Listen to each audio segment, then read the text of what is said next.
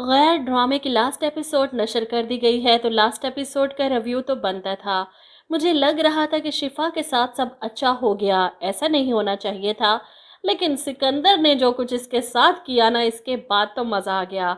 वो इसे सिर्फ अपने माँ बाप की ख्वाहिश पर घर लेकर आया था, मोहब्बत तो वो किसी और से करता है और उससे शादी भी कर चुका है। और शादी की अगली ही सुबह जब वो ये सब शिफा को बताता है और वो शोर मचाने की कोशिश करती है, तो जवाब में सिकंदर इसकी पूरी जिंदगी की खताएं लपेट कर मुंह पर मारता है कि तुम बहुत दूध की धुली हो जो मुझसे सवाल कर रही हो। तुमने खुद क्या किया अपने कजन के साथ, शादी के बाद भी तुम्हारा उसके साथ अफेयर था। सब कुछ जानता हूँ मैं तुम्हारे बारे में।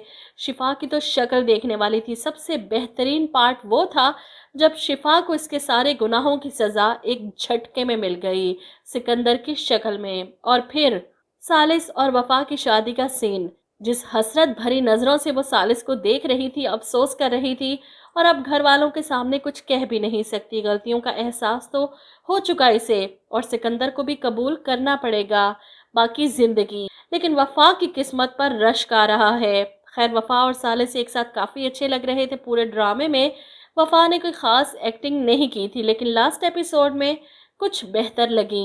वहीं एक दिन जेल में गुजारने के बाद तहरीम के होश ठिकाने आ चुके हैं। घर आकर सबसे माफियां तलाफियां हो जाती हैं और सब इसे माफ भी कर देते हैं।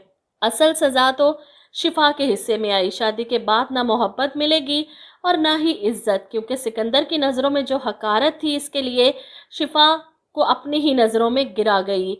फरजाद हर जगह कपल की तरह सोहा के साथ फिर रहा था, अपनी बहन की शादी पर भी, फिर वफा और सालिस की शादी पर भी, और एंड में इसे फिर से ऑफिस बुला लेता है जॉब पर वापस।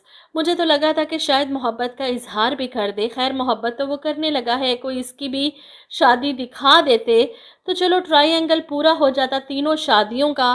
खैर, अच्छा था ड्रामा, एंड भी ओवरऑल अच्छा था। बस यही सबक कि दूसरों की जिंदगियां बर्बाद करने वाले खुद भी कभी आबाद नहीं रह सकते।